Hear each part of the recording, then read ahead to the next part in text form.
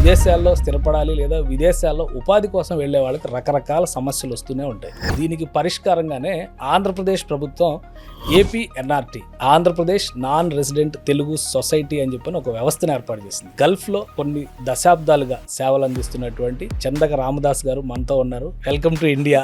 NRI అనగానే అమెరికాలో ఉన్న ఎన్ఆర్ఐలే గుర్తొస్తారు. యాక్చువల్గా మన విదేశీ మార్గద్రవ్యం ఎక్కువ వస్తుంది మిడిల్ ఈస్ట్ కంట్రీస్ నుంచి, అంటే ఈ గల్ఫ్ కంట్రీస్ నుంచి. మీకు అమెరికాలోనో లేకపోతే యూకేలో ఇంకెవరికంటే వాళ్ళు వెళ్ళి సెటిల్ అయిపోతారు, ఆ డబ్బులు అక్కడే ఖర్చు పెడతారు. వేరే మిడిల్ ఈస్ట్ అనుభవసరికి ఏంటి, మేము ఎంతగా సంపాదించినా కొంచెం తిండికి ఉంచుకొని మిగతాదంతా మన ఇండియన్ బ్యాంక్స్కే ట్రాన్స్ఫర్ చేస్తారు. ఎక్కువ మంది ఇక్కడ పని చేస్తున్నారా, అక్కడ పని చేస్తున్నారా? మిడిల్ ఈస్ట్ లోనే ఎక్కువ పని చేస్తున్నారు. మా ఒమాన్ లోనే మోర్ దెన్ 10 lakhs ఇండియన్స్ ఉన్నారు. ఒమాన్ అడ్వాన్స్డ్గా ఉంటుందా లేదా వెరీ ఆర్థడాక్స్ రిస్ట్రిక్షన్స్ ఎక్కువ ఉంటాయి అనేటువంటి పరిస్థితి ఉంటుందా? యాజ్ పర్ రూల్స్ వెళ్తే ఎవరేమన్నారు, ఎస్పెషల్లీ ఎక్స్పేట్రియాట్స్ ఏమి అనే దాఖలాలు ఏమి ఉండవు. ఎందుకు అడుగుతారంటే మాకు ఇప్పుడు చాలా మంది సుమన్ టీవీని అప్రోచ్ అవుతా ఉంటారు. మేము ఇలా ఇరుక్కుపోయాం, బాధల్లో ఉన్నాం, కష్టాల్లో ఉన్నాం. ఎక్కడ జరుగుతుందంటే మనం ఎక్కడికి వెళ్తున్నాం, మనం ఎవరి ద్వారా వెళ్తున్నాం. బయట ఇప్పుడు మీడియాలో ఫోకస్ చేస్తున్నట్టుగా లేదంటే గల్ఫ్ దేశాల్లో ఒమాన్ వెళ్తాం అంటే ఇక నరకానికి వెళ్తాం అనేటువంటి చాలా చాలా దురదృష్టకరమైన వర్డ్ అది. ఒమాన్ అంటే అసలు బోతుల స్వర్గం అని మేము చెప్పొచ్చు.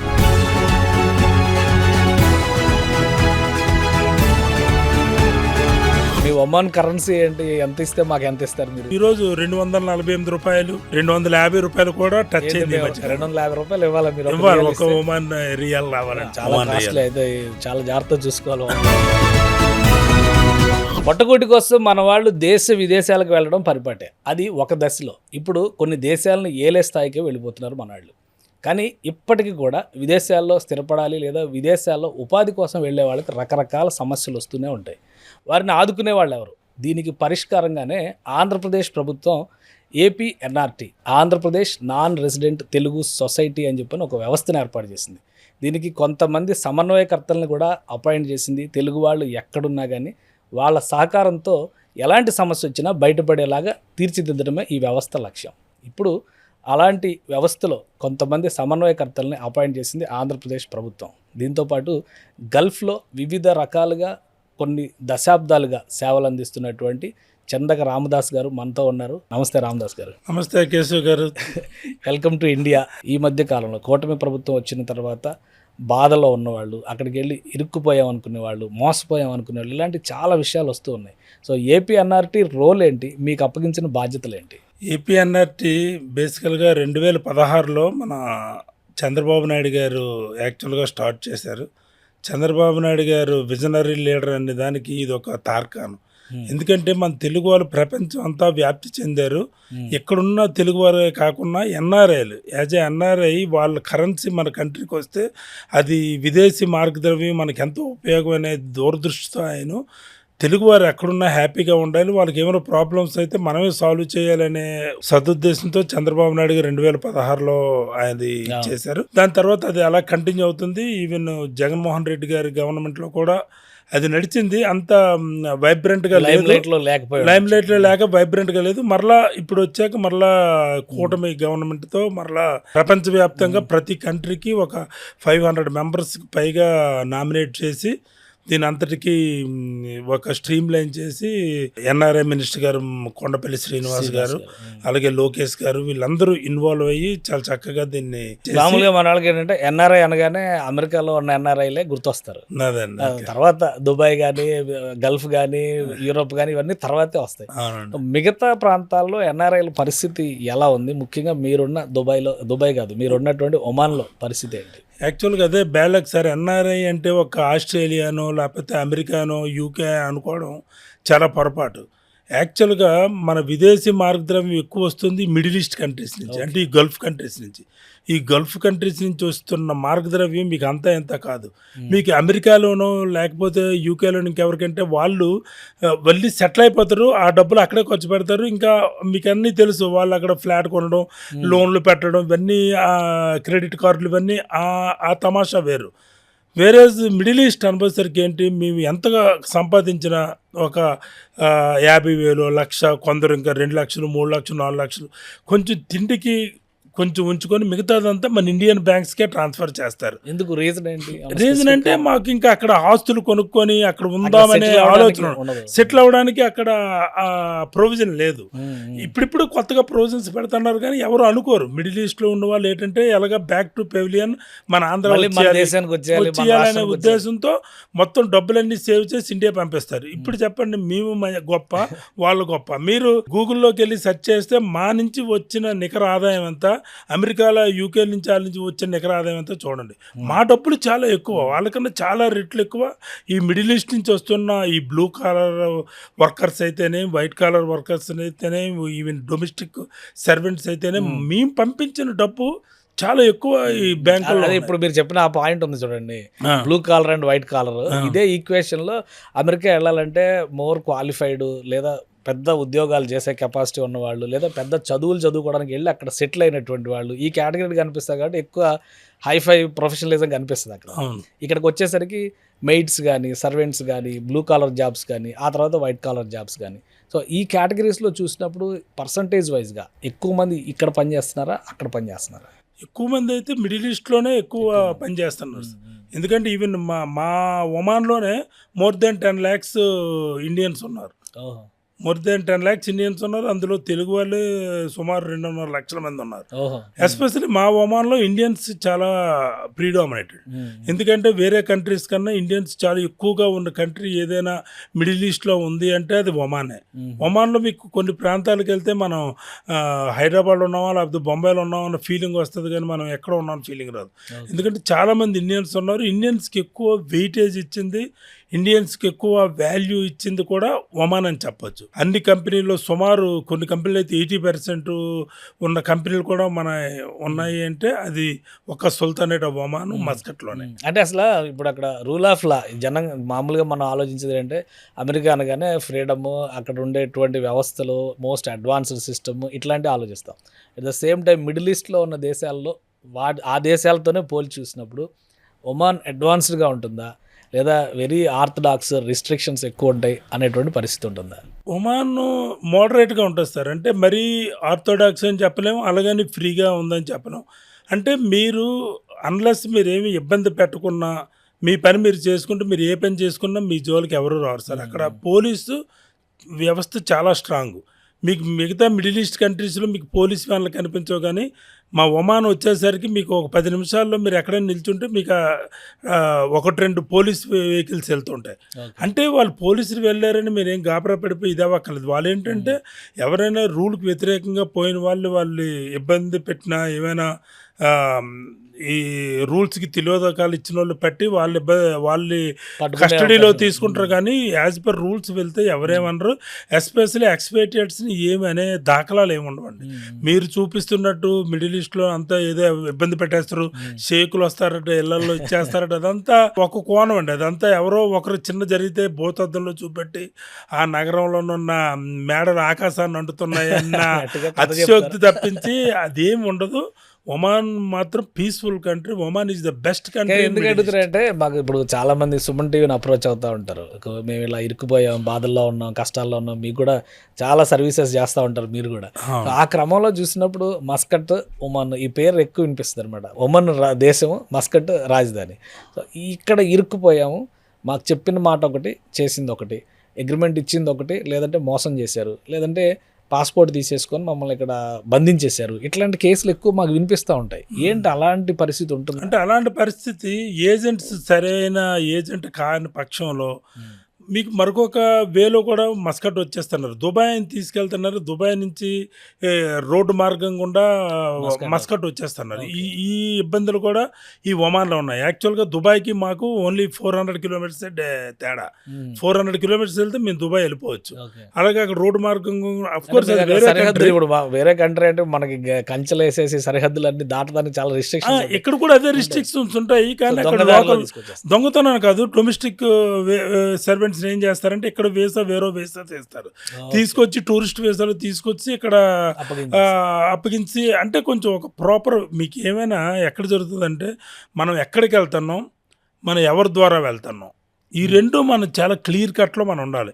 ఇప్పుడు ఈ టీవీకి వచ్చానంటే దీని తాలూకా నిబద్ధత ఏంటి, సుమన్ టీవీ అనేది ఏంటి అనేది తెలుసుకొని నేను రావాలి. కానీ ఎవరో నాకు పిలిచారు, ఇంటర్వ్యూ ఇచ్చారని చెప్పి నేను ఇంటర్వ్యూ ఇచ్చిస్తే దాని పర్యవసానానికి నేనే బాధ్యుని కదా.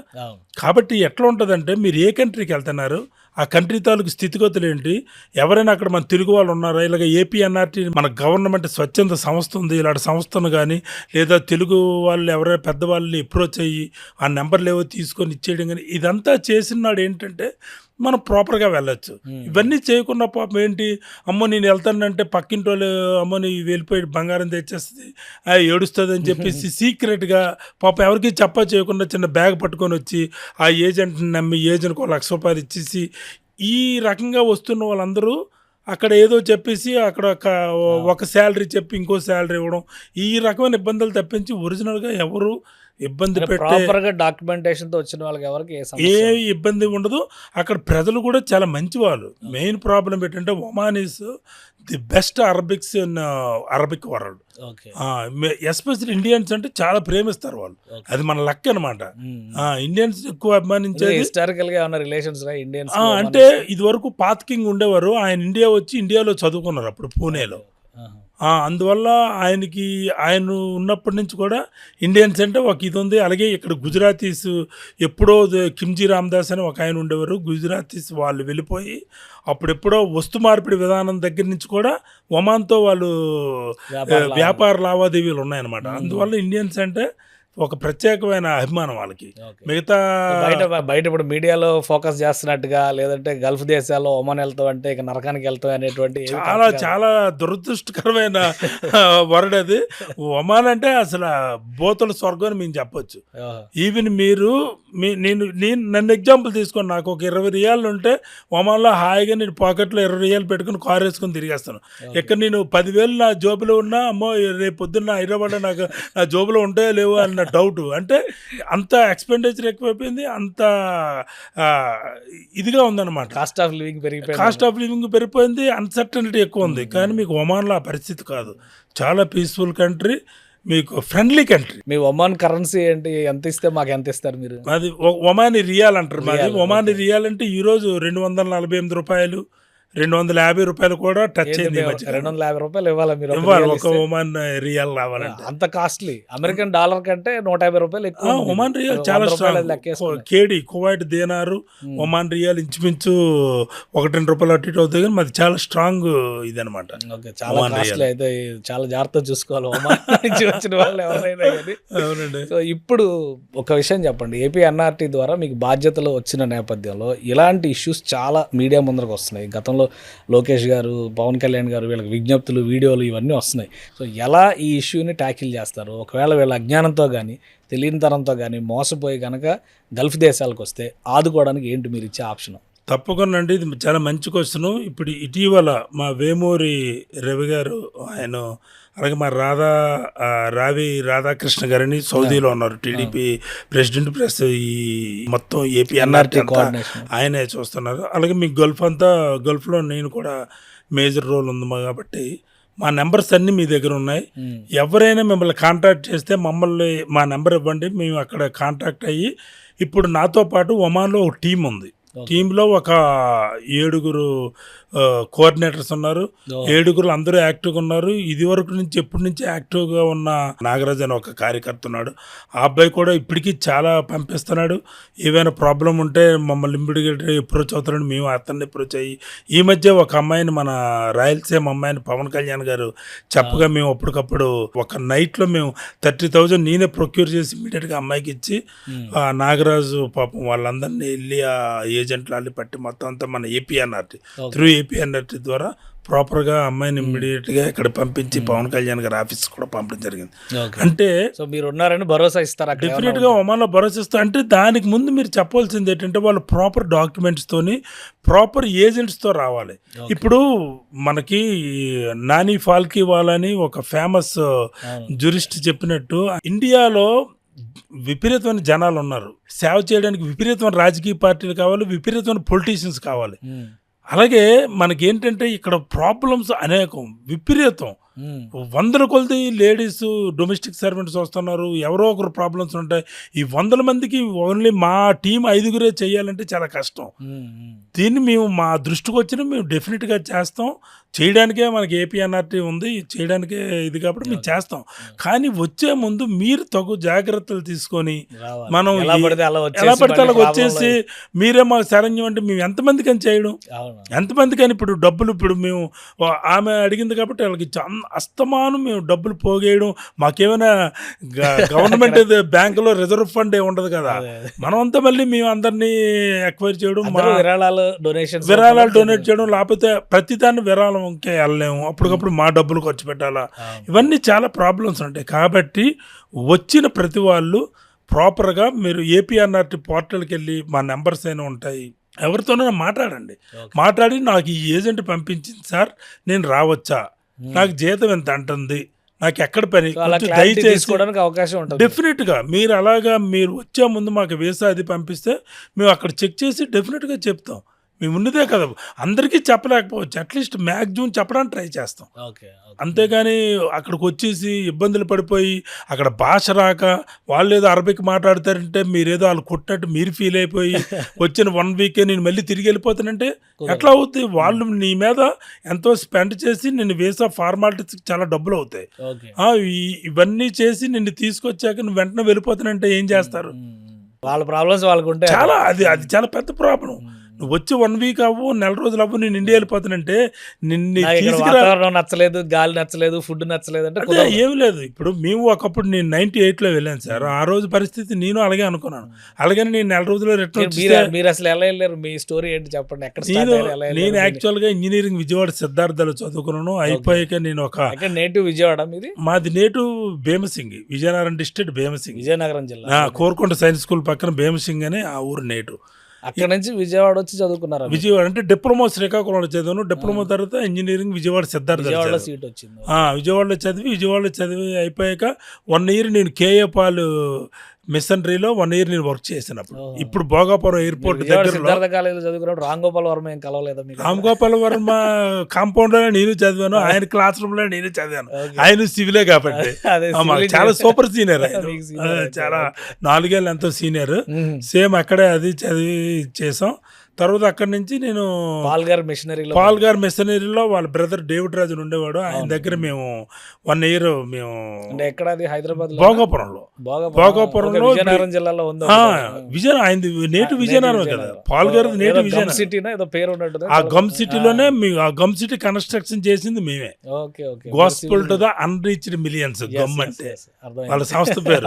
అది ఇప్పుడు ఎయిర్పోర్ట్ కి ఒక 2 కిలోమీటర్లు, వెరీ నియర్ భోగాపురం ఎయిర్పోర్ట్ కి, చాలా దగ్గర, పెద్ద అసెట్ అన్నమాట. అవన్నీ ఉన్నాయి. అది ఇప్పుడు ఏదో కాంట్రవర్సీలో ఉంది. అది పెట్టారు. తర్వాత ఇక్కడ తెలంగాణలో ఉమ్మడి రాష్ట్రం కాబట్టి మెదక్ జిల్లాలో ఒకటి పెట్టారు. అది ఇది చాలా గమ్ సిటీని. అప్పుడు మేము 97, 96లో కన్స్ట్రక్షన్ లో నేను అక్కడే ఉన్నాను. అప్పుడు కింజరాపు ఎర్రవనాయుడు గారు వీళ్ళందరూ వచ్చి ఇనాగరేట్ చేశారు. అప్పుడు పాల్ గారు అంటే మంచి క్రేజ్ కదా, పవర్ఫుల్ పరిస్థితులు బట్టి ఆయన మంచి అతనే. మరి మీకేమైనా అసోసియేషన్ ఉందా పాల్ గారితో? పాల్ గారితో లేదు. వాళ్ళు పాల్ గారు వాళ్ళ నాన్నగారు మాకు రిలేషన్ యాక్చువల్. వాళ్ళు అక్కడ విజయనగరం డిస్ట్రిక్ట్ దగ్గర సారిపిల్లి అని ఒక ఊరు, ఆ ఊరిలో మా నాన్నగారు వాళ్ళ నాన్నగారు కాంటెంపరీ ఒకేసారి చదువుకొని వచ్చేవారు. అందువల్ల వాళ్ళంతా మాకు రిలేషన్ కూడా. తర్వాత వాళ్ళు మిషనరీలో కన్వర్ట్ అయ్యి ఆ రకంగా కన్వర్ట్ అవ్వలేదు. మేము కన్వర్ట్ అవ్వలేదు. మీరు మస్కట్ వెళ్ళిపోయారు కదా, అక్కడ కూడా కన్వర్ట్ అవ్వలేదు? కన్వర్ట్ అవ్వాల్సి నా ధర్మానికి నేను ఎక్కువ వాల్యూ ఇస్తాను, సనాతన ధర్మానికి ఎక్కువ వాల్యూ ఇస్తాం. మేము మస్కట్లో మా మిత్రులందరమీ 17-18 సంవత్సరాల నుంచి సీతారామ కళ్యాణం చేస్తున్నాం, సహస్ర లింగార్చన చేస్తున్నాం, ఎన్నో వ్రతాలు, ఎంతో దైవికమైన కార్యక్రమాలు చేస్తున్నాం, బతుకమ్మలు చేస్తున్నాం. నా ధర్మానికి మనం ఏ ఊర్లో ఉన్నాను కాదు, రాయపూర్ ఈ చెప్పినట్టు మనం ఎక్కడెళ్ళా మన నిండు గౌరవాన్ని కాపాడాలనే ఉద్దేశం అనమాట. గమ్ సిటీలో పనిచేసిన తర్వాత డైరెక్ట్ బొంబాయిలో వెళ్ళి, బొంబాయిలో ఒక 4 నెలలు కొంచెం హిందీ నేర్చుకొని అక్కడి నుంచి డైరెక్ట్ గా ఏ ఇయర్ లో వెళ్ళారు మీరు? 98 ఆగస్ట్ 28న వెళ్ళాను. సో అంటే ఇంజనీర్ గానే వెళ్ళారు. ఇంజనీరింగ్ జస్ట్ చాలా తక్కువ స్థాయిలో వెళ్ళాను. వెళ్ళి ఒక 2 years అయిపోయి మళ్ళీ వచ్చి వెంటనే 2 నెలలు మళ్ళీ వెళ్ళి స్పాన్సర్ చేంజ్ చేసుకొని అక్కడ అలా ఇంకా అక్కడ సెటిల్ అయిపోయారు. అప్పటి నుంచి సెటిల్ అంటే అదే ఇంకా ఎన్ని సంవత్సరాలు అయింది మీరు వెళ్ళి? 98 అప్పటి నుంచి ఇంకా అక్కడే ఉన్నారు, మధ్యలో అసలు ఏం రాలేదు. మధ్యలో ఇంకేం రాలేదు సార్. 2000లో వచ్చి మ్యారేజ్ చేసుకుని మళ్ళీ ఫ్యామిలీతో వెళ్ళిపోయి అంత మొత్తం అక్కడ పిల్లలు అందరూ అక్కడ. అందరూ అక్కడ. అంటే ఇప్పుడు అక్కడ సిటిజన్షిప్ అట్లా ఏమైనా ఉంటుందా? సిటిజన్షిప్ ఏమి లేదండి, ఏదో అప్లై చేయమంటారు కానీ ఎవరో ఆ కోణంలో మేము ఎప్పుడు ఆలోచించాం. ఓకే. మంచి లగ్జరియస్ లైఫ్, హ్యాపీగా ఉంటుంది, 24 గంటలు కరెంట్ ఉంటుంది, 24 గంటలు వాటర్ ఫెసిలిటీ ఉంటుంది, మీకు ఇక్కడికన్నా అక్కడ అన్ని చీపు. అవునా? ఇంకా అలాంటప్పుడు మేము ఇక్కడ రావాలనే అంత తెలుసుకున్నంత వరకు అక్కడ చేద్దామనే ఆ ఉద్దేశం. దట్ ఇక్కడ కరప్షన్ ఇవన్నీ మీకు తెలుసు కదా, ఇండియన్ పాలిటిక్స్ ఇవన్నీ కొంచెం దీన్ని ఒకరిద్దరు మార్చే పరిస్థితి కాదు ఇండియాలో. కాబట్టి మీరు అంత వైరాగ్యం చెప్తున్నారు రాజకీయాల మీద, మరి పవన్ కళ్యాణ్ గారు వెంట ఎలా నడిచారు? అంటే నేను బేసికల్ గా చిరంజీవి గారికి వీరాభిమాని. సినిమాల్లో చిరు మెగా యూత్ ఫోర్స్ అని చెప్పి ఫౌండర్ ప్రెసిడెంట్ యాక్టివిటీస్ మొత్తం దానిలోనే మేము 4-5 ఫ్రెండ్స్ కలిపి, నేను మధుసూదన్ గారని ఒక ఆయన, అలాగే వెంకట్ అని ఇంకా ఒక 4-5 కలిసి మేము స్టార్ట్ చేసింది. ఏదో తెలుగు వాళ్ళందరినీ ఒక దగ్గర క్రోడీకరించాలనే వ్యూతో అందరినీ దగ్గర చేసి, దాని దగ్గర చేసినప్పుడు ఏదో ఒక లోగో ఉండాలి, అదే నా ఐకాన్, మ్యాట్నీ ఐకాన్ ఉన్నారు కదా అని చిరంజీవి గారు బొమ్మ పెట్టి అలాగలా స్టార్ట్ చేసి బ్లడ్ డొనేషన్ స్టార్ట్ చేసాం. ఇప్పటికీ 22 సంవత్సరాల నుంచి మాకు బెస్ట్ బ్లడ్ డోనర్స్ అవార్డు వస్తుంది. అక్కడి నుంచి సంవత్సరాన్ని 4 దఫాలు చేస్తాం, 800 యూనిట్లు ఇస్తాం మినిమం.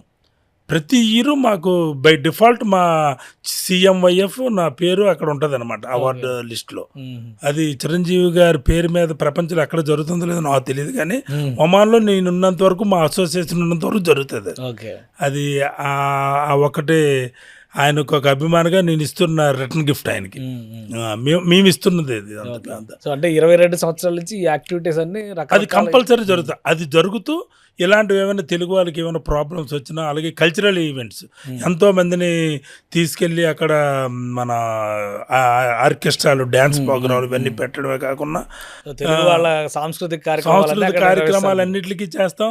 అది చేస్తూ మన ఈ సనాతన ధర్మం చెప్పింది అక్కడ ఫస్ట్ టైం మిడిల్ ఈస్ట్లో ఫస్ట్ టైం సీతారామ కళ్యాణం చేద్దామన్న థాట్ మా మిత్రుడు మధుసూదన్ గారికి రావడం, మనం ఎందుకు చేయకూడదని చెప్పేసి ఇమ్మీడియట్ స్టార్ట్ చేసాం. చాలామంది మమ్మల్ని భయపెట్టారు, భయపెట్టినా ఏదో ఒకటి అవుతుంది, భద్రాచలం రామదాస్ జైలు ఉన్నట్టు మనమే వెళ్దాలండి అని చెప్పి మేము స్టార్ట్ చేస్తే బ్రహ్మాండం జరిగింది. ఇప్పటికీ చేస్తున్నాం.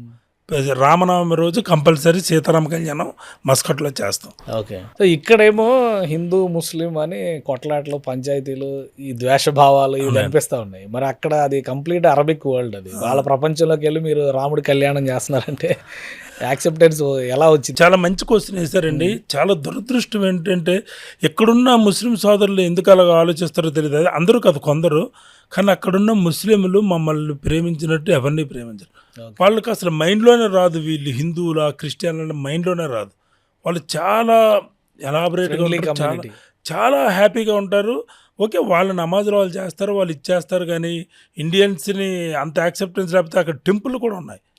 ఒమాన్లో టెంపుల్లు ఉన్నాయి. ఇప్పటి నుంచి 100 సంవత్సరాల నుంచి ఉన్న ఒక శివాలయం ఉంది, అలాగే ఒక శివాలయం ఉంది. మోడీ గారు కూడా ఒకసారి వచ్చి సందర్శించడం జరిగింది. అలాగే కృష్ణాలయం ఉంది. చాలా గ్రేట్ ఇదనమాట. ఇప్పుడు శివరాత్రికి అయితే ఒక 2 కిలోమీటర్ల లైన్ ఉంటుంది, 2 కిలోమీటర్లు ఉంటుంది, అంతమంది జనాలు వెళ్ళి ఇచ్చేస్తారు. అలాగే శ్రీకృష్ణ ఆలయం కూడా ఉంది, బ్రహ్మాండంగా జరుగుతాయి. వాళ్ళకి అదేమి అసలు లేదండి, అసలు ఆ ఫీలింగ్. ఇప్పుడు మీరు పాత మసీదులు ఏమైనా మీరు టచ్ చేస్తే ఇక్కడ పెద్ద హోరెత్తిస్తారు. అక్కడ ఎన్నో మాస్కులు డిమాలిష్ చేస్తారు, కొత్త ఆటలు కడుతుంటారు, దాన్ని ఒక దీనిగా తీసుకుంటారు. అంతేగాని ఇలాగా ఎనిమిటీగా అసలు ఆలోచించరు. అంత డిఫరెన్స్ ఎందుకు వచ్చి? మీరు అక్కడ కమ్యూనిటీస్ని చూసారు, ఇక్కడ కమ్యూనిటీస్ని చూసారు, అంత ద్వేషభావం కానీ అంత వ్యతిరేకత కానీ ఎందుకు వచ్చి ఉంటుంది మీ అంచనా? అంటే అదేనండి, ఇక్కడ ప్రాబ్లం ఏమిటవుతుందంటే మైనారిటీస్ కొందరికి హక్కుల గురించి వాదిస్తారు కానీ బాధ్యతల గురించి ఆలోచించరు. హక్కులు కావాలి, వాళ్ళకి రైట్స్ కావాలి, but they don't want responsibilities. కొందరికి, అందరికీ కాదు. సేమ్ ప్రాబ్లం అన్నమాట. ఇప్పుడు మేము వెళ్ళాం, మేము అక్కడ మైనారిటీస్, మేము మా రైట్స్ గురించి మాట్లాడే బదులు మా రెస్పాన్సిబిలిటీస్ కూడా మాట్లాడాలి కదా. రెస్పాన్సిబిలిటీ మీకు ఎప్పుడైతే ఉందో రైట్స్ గురించి ఆటోమేటిక్గా మీ రైట్స్ మీకే వస్తాయి. మీ మీ రైట్స్ని పక్కన పెట్టి మీ రెస్పాన్సిబిలిటీని మీరు ప్రాపర్గా మీరు నిర్వర్తించినాడు మీరు హ్యాపీగా ఉంటారు. అది కొందరిలో మన దురదృష్టం. ఇండియా పెద్ద కంట్రీ, మనం ఏమన్నా పెద్ద ప్రాబ్లం ఏమి అనలేము. అలాగని ఎంతో అబ్దుల్ కలాం లాంటి మహానుభావులు, మరి మన ముస్లిం దీంట్లో పెట్టి అలాంటి ఐకానిక్ పర్సనాలిటీలు కూడా మన కంట్రీలో ఉన్నారు. ఎంతమంది లేరు. ఎవరో కొందరు డివైడ్ అండ్ రూల్ పాలసీ చేసేవాళ్ళు, వాళ్ళ నుంచి ప్రాబ్లమ్స్ ఎక్కువ రావడం మన దురదృష్టకరం. అక్కడ తెలుగు కమ్యూనిటీ అంటే మీరు ఓన్లీ ఒమాన్ వరకే మాట్లాడుకుంటే కనుక మీరు ఆల్రెడీ యాక్టివిటీస్ గురించి చెప్పారు. గల్ఫ్ దేశాల్లో తెలుగు ప్రజలు కానీ, తెలుగు ప్రజలు కలిసేటువంటి విధానం కానీ, ఇక్కడలాగా కార్యక్రమాలు నిర్వహించడం కానీ అట్లాంటివి ఏమైనా ఉంటాయా? అంటే మిడిల్ ఈస్ట్ అందరూ కలిసి ఎప్పుడైనా పార్టీ మీటింగ్స్ అవి అయితే మేము అందరం వెళ్తూ ఉంటాం. Party meetings. అలాగే ఇక్కడ ఇప్పుడు దుబాయ్ ఉందనుకోండి, యూఏఈ యూనిట్గా తీసుకుంటే అక్కడ మన గామా అవార్డ్స్ అని అక్కడ మా మిత్రుడు త్రిమూర్తులు గారు చేస్తారు. ఆయన చాలా భారీ స్కేల్లో, అంటే మీకు ఐఫా అవార్డ్స్ స్కేల్లో గామా అవార్డ్స్ చేస్తారు. అసలు తెలుగు వాళ్ళకే అది పెద్ద ఛాలెంజ్ అనమాట. అంత గ్రాండ్ లెవెల్లో చేస్తారు. మినిమం 100 సెలబ్రిటీస్ని తీసుకొని వచ్చి అంత భారీ స్కేల్లో చేస్తారు. అలాగే యూఏఈ తెలుగు వాళ్ళందరికీ అదొక గామా అవార్డ్స్ అంటే పెద్దది. ఆయన ఇప్పుడు మన జనసేనలో కూడా ఆయన మెయిన్ మెంబర్. ఆయన మమ్మల్ని అందరినీ స్ట్రీమ్ లైన్ చేసి దుబాయ్ జనసేనతో నిండిపోయినట్టు. అలాగనే అన్ని పార్టీలు ఉన్నాయి, టీడీపీ ఉంది, అన్నీ ఉన్నాయి. కానీ ఆయన మెయిన్ అనమాట, మేజర్ రోల్ తీసుకుని అక్కడ తెలుగు వాళ్ళందరికీ చేయడం అనేది ఆయన. అక్కడ కూడా అందరు కలిసి ఉంటారా, లేదా మళ్ళీ ఇక్కడలాగా ఆంధ్ర తెలంగాణ? లేదు, మా వరకు మేము తెలంగాణ ప్రజలు అంటే వేరే అని మేము ఎప్పుడు అనుకోలేదండి. అలాగనుకుంటే మేము 2004లోనే మేము బతుకమ్మ పండుగలు చేసాం. ఓకే. 2004 నుంచి మేము ఫస్ట్ బతుకమ్మల పండుగ చేసింది మా CMYF ఆధ్వర్యంలో. మాకు మనకి తెలంగాణ ఒకటి ఆంధ్ర ఒకటి అని ఏమి లేదండి. ఇక్కడికి వచ్చాక ఏవో ఇవన్నీ మినిస్టర్లు వాళ్ళు నిన్ను ఎక్కడ మీటింగ్ పెట్టడం అక్కడ మీటింగ్ పెట్టడం అంటే మాకు ఆ ఫీలింగే రాదు. మేము అందరం చాలా ఫ్రెండ్లీగా ఉంటాం. అసలు మాకు ఆ ప్రాబ్లం ఉండదు. వాళ్ళ కంపెనీలో మేము ఉంటాం, మా కంపెనీలో వాళ్ళు అనేది ఉండదు. తెలుగు అనేది ఉంటుంది. మాకు బేసికల్గా తెలుగు అంటేనే మాకు అభిమానం. ఆ తెలుగుతనాన్ని మేము ముందు తీసుకెళ్ళడమే తప్పించి. మీరు ఇప్పుడు ఏం చేస్తున్నారు? మీరు ఎక్కడో ఒక విజయనగరం నుంచి మారుమూల ప్రాంతం నుంచి వచ్చి సివిల్ ఇంజనీరింగ్ చదువుకొని అక్కడ వరకు వెళ్ళారు, మస్కట్ వరకు వెళ్ళారు. సో ఇప్పుడు ఉద్యోగిగానే ఉన్నారా? మీరు ఇంకేం చేస్తున్నారు అక్కడ? ఉద్యోగం అంటే నేను సెల్ఫ్ ఎంప్లాయిడ్. అంటే నేను కాంట్రాక్టింగ్ చేస్తుంటాను.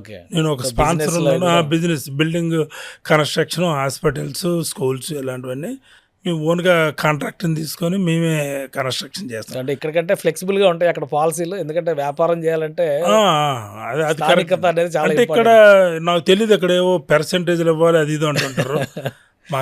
పర్సెంటేజ్ల గురించి గవర్నమెంట్ లో ఉన్నారు, మీరు తెలుసుకోవాలి.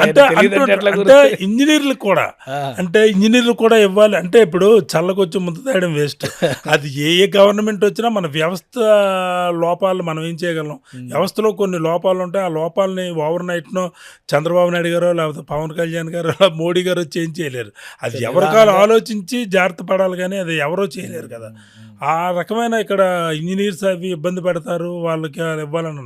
అక్కడ ఆ ప్రాబ్లం ఏమి ఉండదండి. ఎవరో ఒకరు ఏదో ఇచ్చేస్తారు, కానీ అసలు మీకు ఈ బై పాలసీ రన్ అయిపోతే మీరు వర్క్ చేస్తారు, మీరు ఇన్వాయిస్ పెడతారు, డబ్బులు వస్తాయి, అంతేగాని మీరు వెళ్ళి ఆడికింత ఇవ్వాలి ఆడికింత.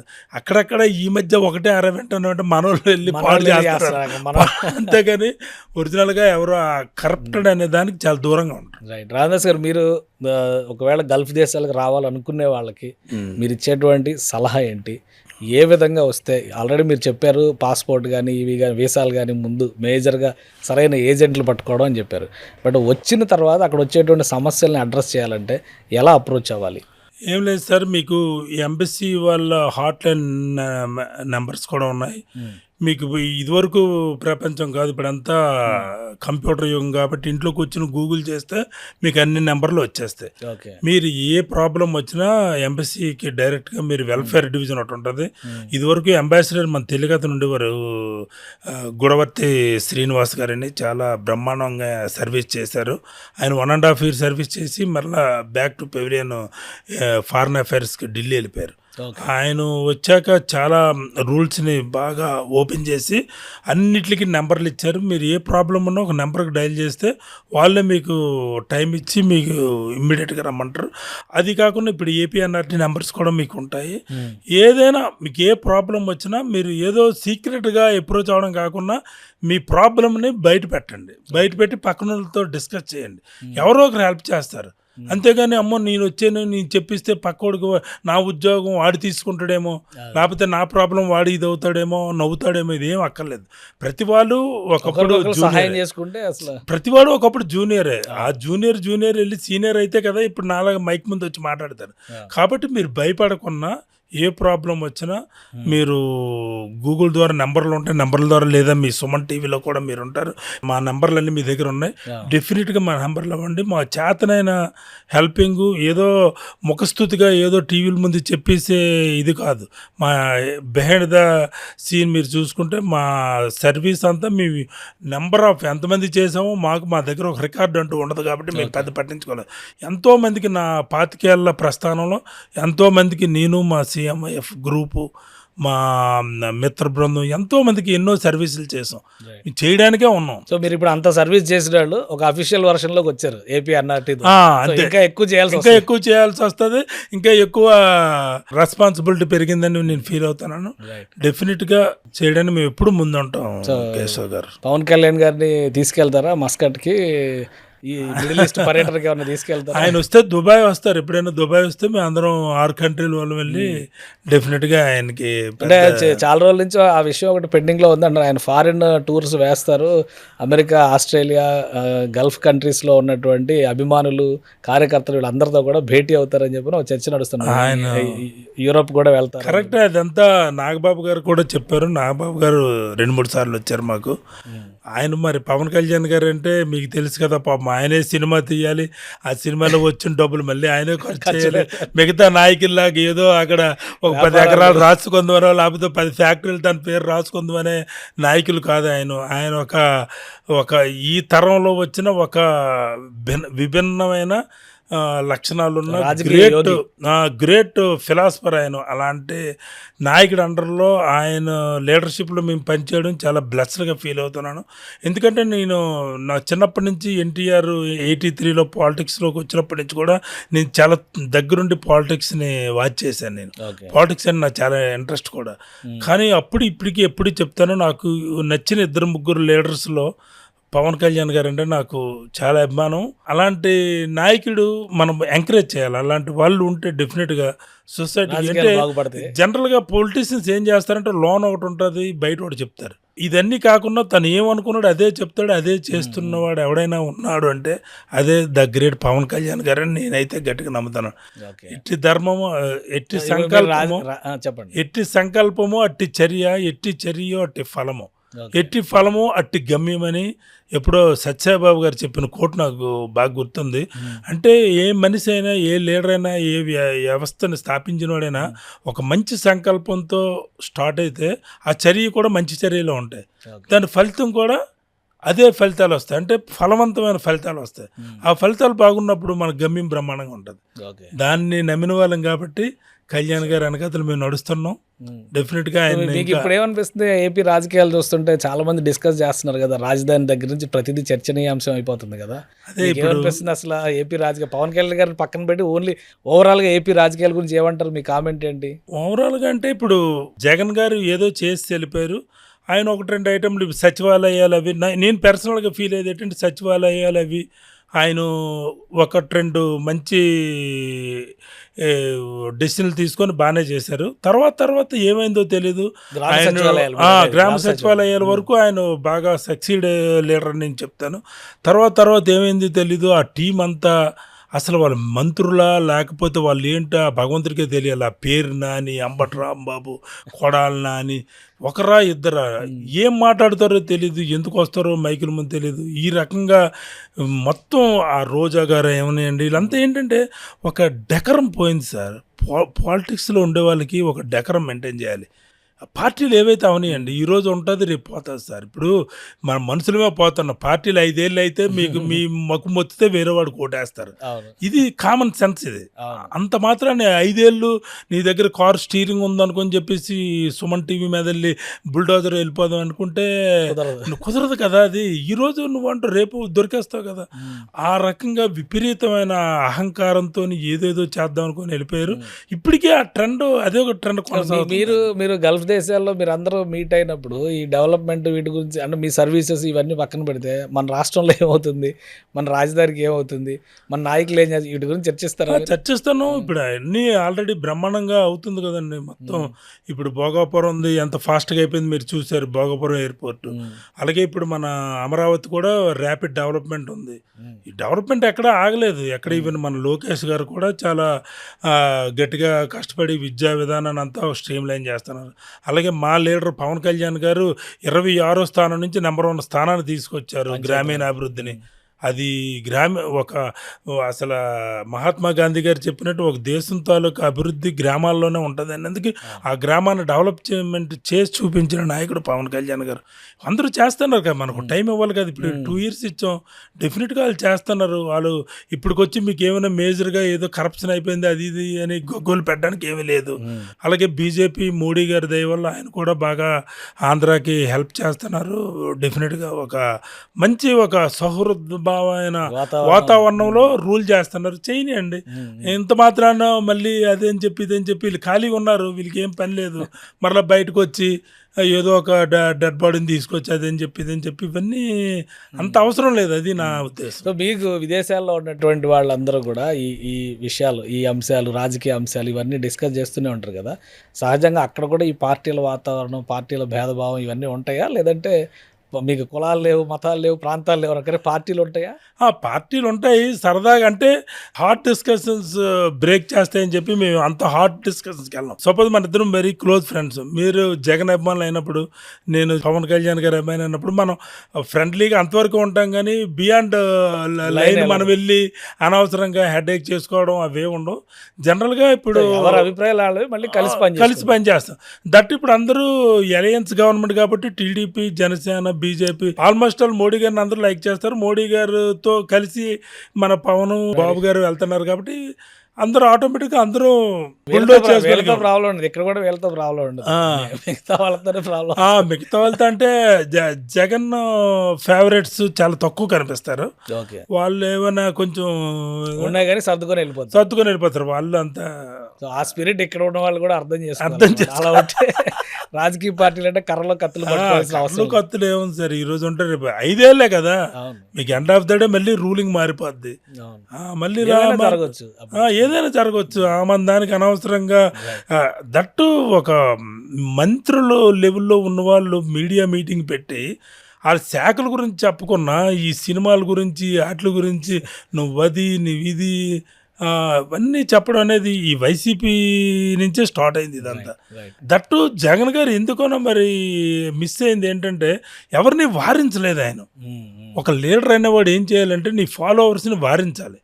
ఆ వారించడంలో ఆయన మిస్ అయ్యారు. ఆయన ఒక అసెంబ్లీలోనే ఒక చంద్రబాబు నాయుడు గారు లాంటి సీనియర్ మోస్ట్ లీడర్ని, ఆయన ఒక ఐకానిక్ లీడర్ని వాళ్ళ ఇంట్లో వాళ్ళు అంటుంటే నువ్వు అసెంబ్లీలో కూర్చొని ఒక నవ్వు నవ్వితే ఇంకా అది ఏ విధంగా ప్రజల్లోకి వెళ్తుంది? ఆ రివెంజ్ మెంటాలిటీ ఎందుకున్న జగన్లోనే నేను చూశాను. ఇప్పుడు పొలిటీషియన్స్ అలా ఉండకూడదు సార్. ఇదంతగా ఓకే వస్తుంది పోతుంది. ఓకే ఇప్పుడు 151 నుంచి 11 వచ్చాయి. 11 నుంచి మళ్ళీ ఆయనకి 140 రావచ్చు, లేదా మళ్ళీ 11 నుంచి 1 రావచ్చు. దానికి రెడీగా ఉండాలి. ఏదైనా జరగవచ్చు. నువ్వు చేసుకుంటూ పోవాలి. కానీ నువ్వు ఎంతసేపు అవతల మీద గుడ్డకాయలు చేద్దామంటే అది కరెక్ట్. మీ సర్వీసెస్ గల్ఫ్ దేశాల్లో ఇంకా పార్టీలకు అతీతంగా విస్తరిస్తారా? ఎందుకంటే గల్ఫ్లో 5-6 సమన్వయకర్తలని పెట్టినట్టు, ఇంకా కింది లెవెల్లో కూడా కొంతమంది ఏపీఎన్ఆర్టీ తరఫున కోఆర్డినేషన్ చాలా మంది. వీళ్ళందరితో ఏంటి ప్లాన్ ఏంటి గల్ఫ్ వరకు మీ సభ్యులందరి ప్రణాళిక? వీళ్ళందరితో ఇమ్మీడియట్గా మీటింగ్ పెట్టి కోఆర్డినేట్ చేసి మాట్లాడి ఒక నెంబర్ ప్రత్యేకంగా దాని గురించి పగలు రాత్రి ఎప్పుడొచ్చినా అటెండ్ అవుదాం అనే టైప్లో చేసి ఎంబసీకి కూడా వెళ్ళి మేము అంతా లిస్ట్ ఇచ్చి సో ఇక్కడ నుంచి అఫీషియల్గా మీరు అంబాసిడర్స్ లాగే పనిచేస్తారు. చెయ్యాలి తప్పకుండా. ఇదివరకు చేసాం, ఇప్పుడు మేము అఫీషియల్గా చేయడానికి కూడా మాకు అవకాశం ఇచ్చింది Andhra government. Right. Thank you Ramadas గారు. మీకు అలానే ఆల్ ద బెస్ట్. తెలుగు వారికి ముఖ్యంగా గల్ఫ్ దేశాల్లో చాలా సమస్యలకు సంబంధించినటువంటి పిలుపులు వస్తూ ఉంటాయి కాబట్టి వాటిని సరైన టైంలో అటెండ్ చేసి మన వాళ్ళని ఆదుకుని, ఒకవేళ ఇబ్బందులు అయితే సొంత రాష్ట్రానికి పంపించడం, లేదా ఇంకేదైనా కష్టం వస్తే వాళ్ళకి సహకరించడం, అది చేయాలని కోరుకుంటూ సుమన్ టీవీ కూడా మీకు ఆల్ ద బెస్ట్ చెప్తుంది. తప్పకుండా థ్యాంక్ యూ కేశవ్ గారు. అలాగే సుమన్ టీవీ చూస్తున్న వీక్షకులందరికీ మీరు ఎప్పుడైనా ఏ సహాయం కావాలన్నా మమ్మల్ని మీరు కాంటాక్ట్ చేయొచ్చు, దాంట్లో ఏమాత్రం సందేహం వద్దు. కానీ గల్ఫ్ వచ్చే ముందు కొంచెం ముందుగానే కొంచెం ఎక్సర్సైజ్ చేసుకుని వస్తే మాకు పని ఈజీ అవుద్దని మేము మిమ్మల్ని రిక్వెస్ట్ చేస్తున్నాం. రైట్. ఇది గల్ఫ్ దేశాల్లో ఉండేటువంటి తెలుగు వాళ్ళు లేదా గల్ఫ్ దేశాలకు వెళ్ళాలనుకుంటున్నటువంటి తెలుగు వాళ్ళకి సమన్వయం చేసేందుకు ఆంధ్రప్రదేశ్ ప్రభుత్వం ఒక ప్రత్యేకమైన నిర్ణయం తీసుకుంది. ఏపీ ఎన్ఆర్టీ ద్వారా కొంతమంది కోఆర్డినేషన్ని, కొంతమంది కోఆర్డినేటర్ని, అలానే కొంతమంది సభ్యుల్ని కూడా అపాయింట్ చేసింది. ఇది స్పెషల్ డిస్కషన్. Keep watching.